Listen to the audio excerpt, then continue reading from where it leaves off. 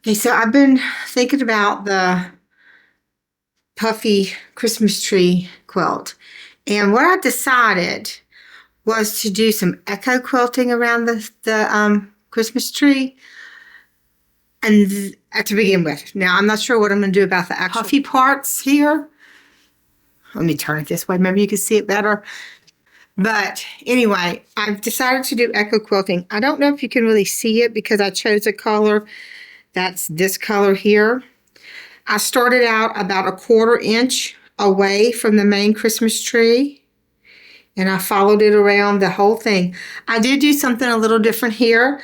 I took these two sides and I rolled them in. I haven't stitched them down yet. I just tacked them in place with a little glue to give the Christmas tree trunk a little flare, I guess. I left the bottom straight because it didn't need to be changed. And then I took in about 1.5 inches out. I started going around the Christmas tree. So in order to do this, you have to kind of line it up. And this is a friction pin in both directions off the previous line. And just kind of give it a little thing. And where it crosses is where we're going to turn. So I just marking one side at a time now because I'd already been around the whole thing a few times and I didn't want to. It is a friction pin, but I didn't want it left on here a long time. Okay, that one don't really need to be marked. And then we have this one here, and I know my lines aren't perfectly straight, so it's just going to be kind of what it is. We'll just go till they cross, and then we'll go in this direction. Just make sure I know when it crosses, because that is the point that's going to matter the most, at least in what I'm doing. So I know when to turn. And I'm going to just catch these 3, and then I'll be through with these 2 areas, and then I'll have a couple more to add in here. And I'll turn around and mark the other side the same way. So I could just kind of line this up. And then this way. I don't think I went close enough there. The main thing is that point where it turns. You need to get that and watch for that. Okay, so I got a few lines marked there. We'll get these sewn at the sewing machine, and then I'm just going to repeat that on the other side. So I'm just going to show y'all as I work it along here what I'm doing. So I'll meet y'all at the sewing machine, and we'll just do a little bit of this together. We're just going to start with the one that's closest to me being finished, and I went on and drew in the dark area with a chalk pen just so I could see. So I'm just going to sew down and out, come here, down and out, because I'm closer to the edges.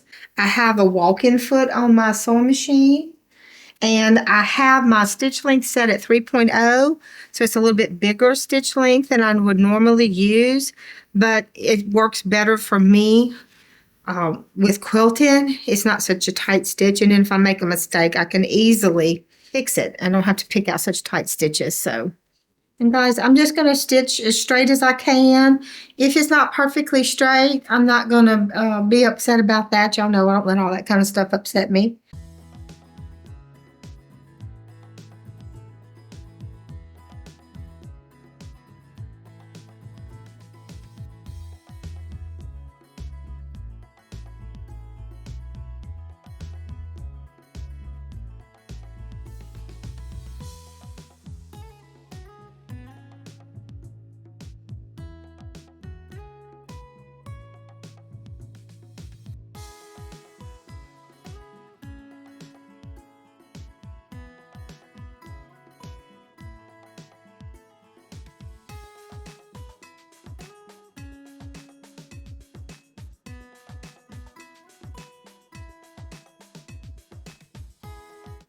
Now I could just run back along here and then go back in, go back at the opposite zigzag. But to be honest, I've been kind of in this angle, going in this direction so much. I don't want to flip-flop on myself here and confuse myself. So I am going to go ahead and tie it off there. Then I'm going to go back to the bottom and see what I need to do next.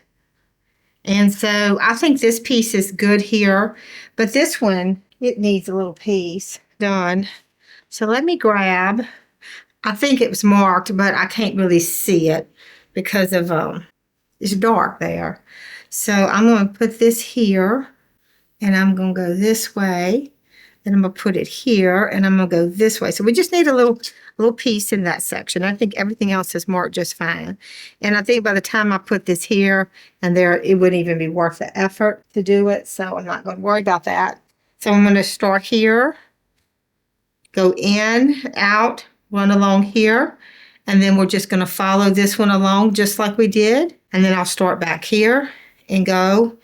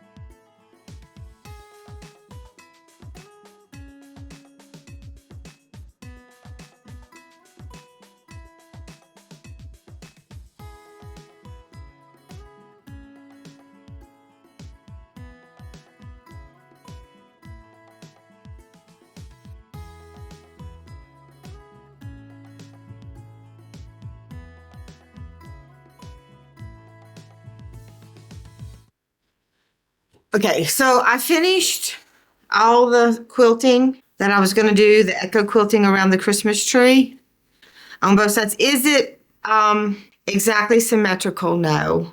But you really can't hardly see the quilting. My next thought was, what am I going to do with the little points? Because, I mean, you can't have that big old section there with no, well, I guess you can, no quilting at all, but I didn't want to do that. So what I thought about, I want to just quilt inside the bottom part of each tree branch.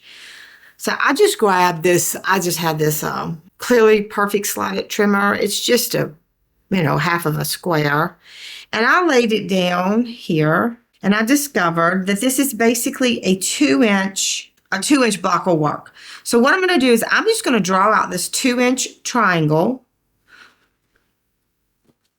It'll leave me a little bit of edge. So I'm just going to lay this on the edge like this, where the 2-inch line is. Just like that. And I can put it in the corner, actually. Make sure it's lined up. And I'm going to draw this. This is just some chipboard kind of cardboard, nothing specific. My pink scissors or my paper scissors. I'm just going to cut along that line right there. Put that away for something else. So now I have this little triangle here. Now I'm going to take the time and I'm going to lay this little triangle in every triangle I have. And I'm just going to kind of center it up. I'm not worried about it being perfect. Just kind of want to center it up where there's a little bit of gap around every piece. I'm not doing stitch in the ditch. Once I get it centered where I'm happy with it, it doesn't have to be perfection, okay, guys? I'm just going to draw around this edge like that. And then that's going to give me my quilting line. They may not all be exactly the same. I'm perfectly fine with that. I'm just making a decision.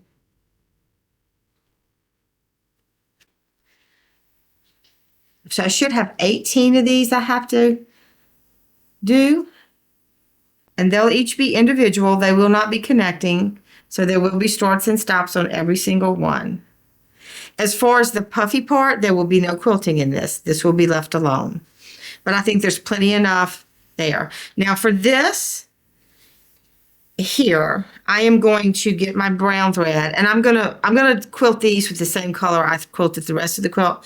But on this, I'm gonna get my brown thread, and I'm just gonna run up the edge of that, come across, run up the edge of this, and come across the bottom. And I may exit, and I may not. I'll look at it. I don't think I need to, and just to hold this in place here too. So guys, that's my plan. I'm going to take a couple minutes and I'm going to go ahead and draw the rest of these blocks. I'm going to start in the middle and work outward and then up and down.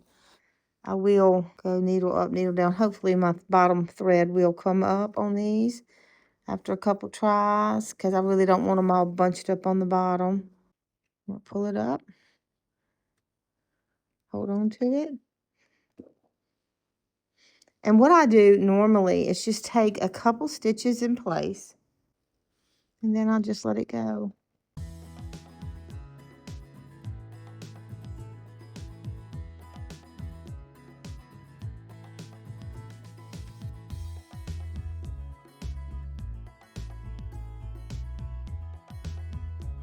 My goal is to come out right where I started. So at this point, I'm just aiming for that particular point. Okay, so let's do one more of these together. So I put needle down, and I'm gonna pull up and get the bottom thread, pull it out so I can put it where I need it. If it took a step forward, just move your needle back where the thread actually came in at. Then we'll just take a couple stitches in place. I just kind of hold it there. Sorry.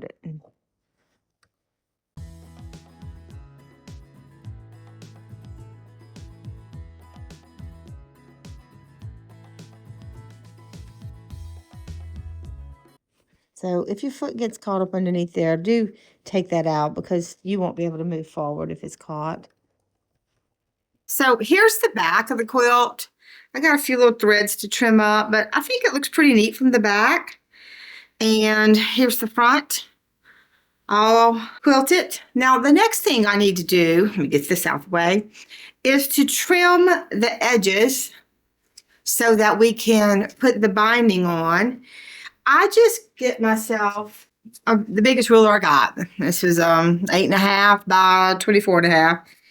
And I usually try to find myself a spot along the edge of the outer border to use it to line up, just to check myself and make sure that everything is a square. I'm using the 2 1/4 mark. It all looks good there. So I'm just going to go ahead and just kind of work myself down and around. Just remember, whatever mark you use, you need to be consistent in that.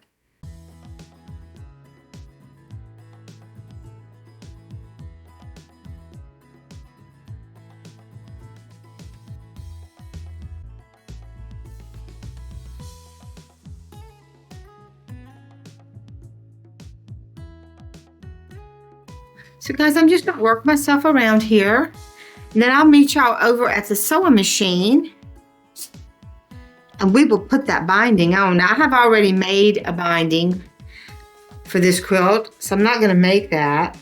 I had some other previous videos that showed how to make a binding. I use this tool here, the folded corner clipper. It's a great binding making tool. It makes accuracy and everything really, really well. It's made by Creative Grids. And if you don't have anything and you have trouble getting your binding, your bindings correct, that might be something you want to look at on maybe a YouTube video of how to use that. And it might help you determine if it could help you or not. I'm not telling you to go out and buy it. I just saw it being advertised and I thought it could help me, and it actually did.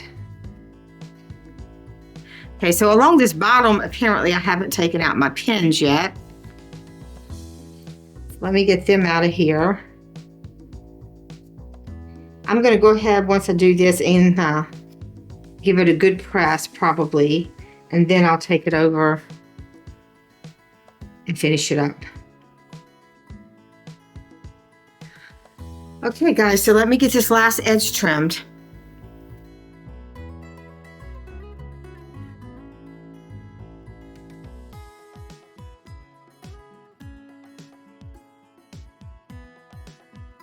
Here now at the sewing machine, and I've got the binding kind of just laid out. I'm not going to clamp it or anything. I just add it as I go. I am going to leave a tail of about 10 inches at the beginning, just to give me some play. I'm going to start sewing with a 1/4 inch seam all the way around. And when I get back here, I'll show you how we finish it up. I always start my binding at the bottom. It seems to be less noticeable to people.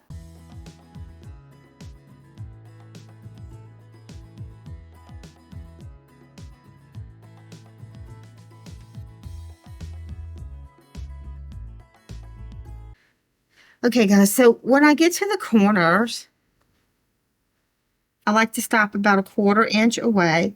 I kind of eyeball it, and I just get myself a pin. I don't really pin it. I just hold that pin there, so it just gives me a stopping point.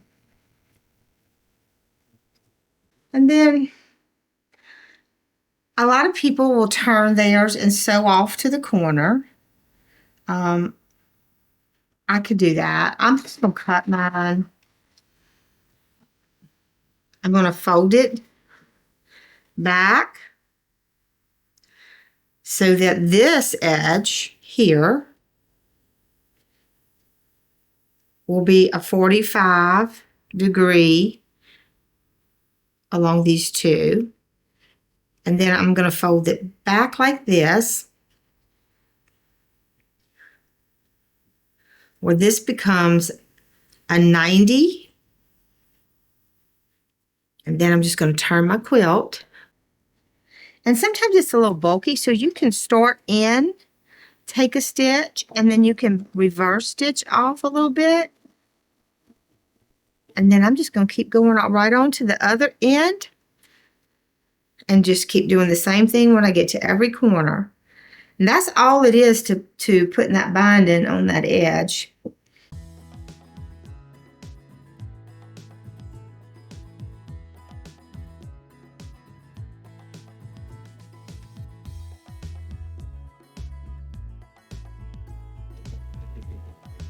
Now, I know a lot of people sew to the back and then fold it forward and then bind it with the sewing machine forward. I'm kind of old school in the fact that I like my binding sewed to the front and I hand bind it on the back. Again, this is Be Yourself Quilting. You do you. But just because I do it a certain way doesn't mean you need to or you should have to. I just do this as a suggestion to show you what I do.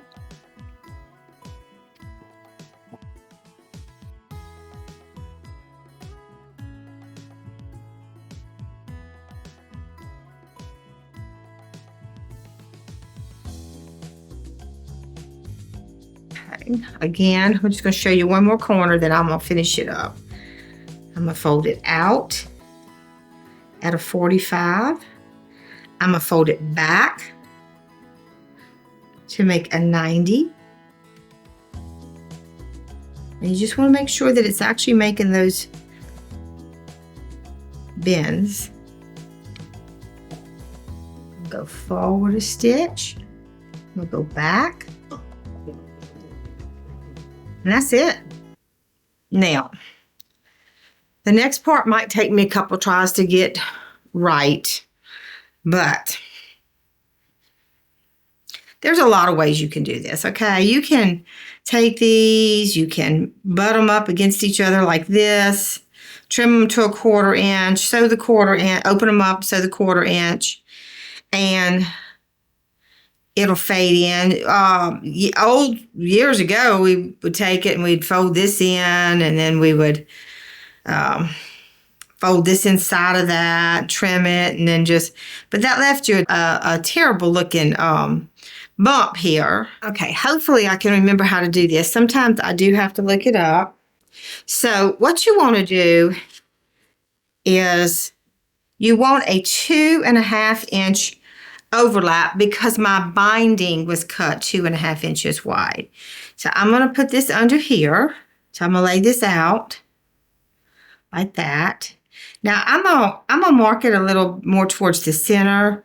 So, because I'm gonna need a little space. So what I'm gonna do here is trim this straight across a little bit shorter. I guess it don't matter if I use pinking shears. Maybe it will, I don't know. Now, right here, we're gonna do a 2.5 inch overlap. So I need to be able to see the bottom and the top. And I need this ruler to be on 2.5 inches, which is right here. I'm gonna double check that. That's 1 inch, that's 2 inches, 2.5. And I'm gonna mark it here on that one, and I'm gonna mark it here on this one. Now the one I'm gonna cut is gonna be this one, the longer one, okay? And so I did overshoot my binding a little bit, but that's okay, put that in scrap. Now the next thing you want to do is you want to cut these exactly how you cut your binding, which I know y'all didn't see that. But the way that's done is you stack your pieces of fabric on top of one another, like this, right sides up, or wrong sides up, I guess whichever way you're doing it. But you want them both in the same direction. You don't want one right side up and one wrong side up, okay? You want both of them the same side up. So we're going to do right sides up because I'm pretty sure that's how the video shows to do it. And then the next thing we're going to do is we're going to take this ruler and we're going to put it down here at 2.5 inches. And then we are going to trim it. Open this back up flat like this. And the gist of it is that you want to sew this together. And when you open it up, it'll lay completely flat. In order to do that, we'll need to put one piece this way and one piece this way. But you want to make sure that you're not twisted. So I have learned the hard way from not testing. Test. Because believe me, it does not make you happy when you've sewn it and you twist it out and then it's not correct. I'm going to put a pin there. I'm going to put one more in here and just make sure I've got it lined up correctly. Put that a little further down here. So now when I sew that seam and open it up, see, I'm twisted. And so when I go to sew that, it is not going to be right. So where did I twist? I must have twisted there. So that's going to be right. Okay, so let's look at what I did. So instead of doing what I was doing, I'm just taking the two ends like this. So I took this end and put it to this end like this, like they kissed, okay? And I'm going to line it up with my 1/4 inch. And I'm going to try to pin it from this side because this is the side I'll be sewing from. So I have it pinned and I'm just going to sew with a 1/4 inch along this seam.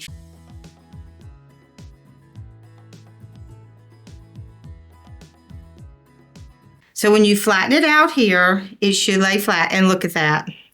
Perfectly flat.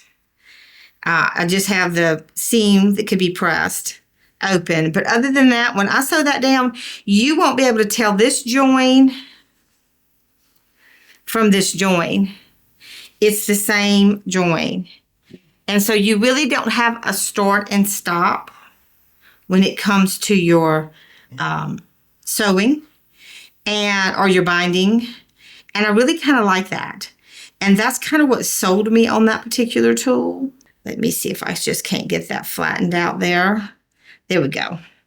We'll just hand press that. So now I'm going to put it back under the machine. Put a little pin there, just not to do it just because that seam had to be hand pressed. And I'm going to put it right back here where we stopped. And I'm just going to sew a straight seam all the way over here to where we started.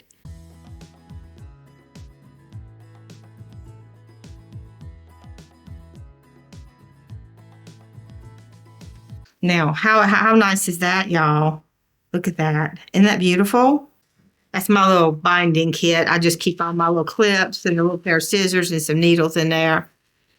Now, I don't normally clip the whole quilt. I normally only clip about 12 inches, and I just keep moving my clip. Flip it over here. Let's get to a corner, because that's really where I want to be. So I can show y'all this. It don't really matter where you start if you do it this way. Now, it might matter if you do it a different way. But I'm just going to put a clip here.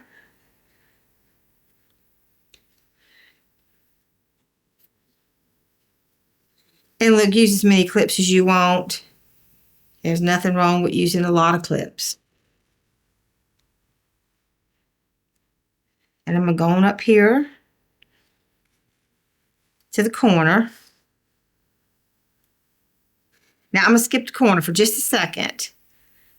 And I'm going to flip this side a couple clips. Now if you only have pins, just pin it. You don't have to have these clips.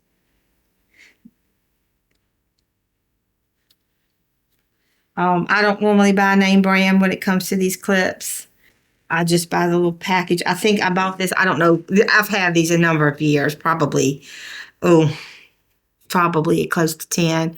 But, wow, I guess it has been close to 10 years. Sometimes they break on me, but I don't care. This cost me $10 for 100 of them on Amazon, and it came in the little container. So now, when it comes to doing your corner, you're going to need to accurately fold it. So what I did was I come from this opposite side and I pushed it to a 90 degree, like a straight, it's straight over here, okay? And I made sure it's good and tucked in there. And then I just fold this over. And when I do that, it should come out to a 45 degree.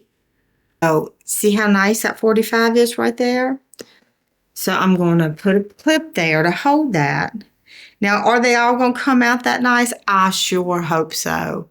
But you know what? They may not, and that's okay too. I'm just going to give you a quick little thing here on sewing it together. I'm just going to use this gray thread. Okay, so what I'm going to do is I'm going to start here. I'm just going to pop this, I'm going to come back here and I'm going to kind of weave that needle through that batting. I'm not going through the front. I'm making sure I'm not going through the front. Then I'm just going to catch the edge of this. Just the edge. And I'm going to pop that knot right inside. Now, I'm not pulling it really super hard, because if I pull it really super hard, then what's going to happen is my knot's going to come all the way through, and I don't want that. And all I'm doing is I take it and I just move it down just a bit so I can hold my thumb there. Let's see if I can't get that in the film. And then I just go right behind where the thread comes out, and I just come out maybe a 1/4 inch, maybe a little less. And I'm just going through the back and coming out through the edge of the binding. Is this correct? I don't know. This is just how I've always done it. So I'm just showing you what I do. We'll catch that on the next round. Okay, and then I go behind that thread into the batting and come out right there like that. And I just do that all the way around. Now, when you need to start a new thread, you're just going to do exactly what we just did. You're just going to pop it in, and usually I'll overlap it. Like say I needed to start a new thread here, I would overlap it 2 or 3 stitches and then start coming out with new stitching. So just work our way to the corner. I just want to show you the corner.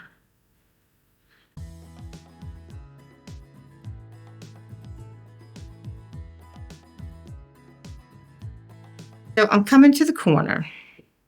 What I'm going to do here is I'm just going to go right in just like I was, and I'm going to try to come out right on that corner. Okay. Then I'm going to catch this corner here, and I'm going to try just to take like a tiny baby stitch, just a little baby stitch. Now, a lot of people do stitch all the way down and all the way back. I don't do that. Then I just keep going till I get to the next corner and I work it out. See how nice that corner comes out? And it's just one little stitch right there in the corner. That's it. So I'm just going to go and keep stitching till I get to the next corner, and then I'll just take that one little stitch right in the corner. I'll replace thread as I need to along the way. I'm just going to keep sewing until I get this binding completed, and I will show y'all the finished product shortly.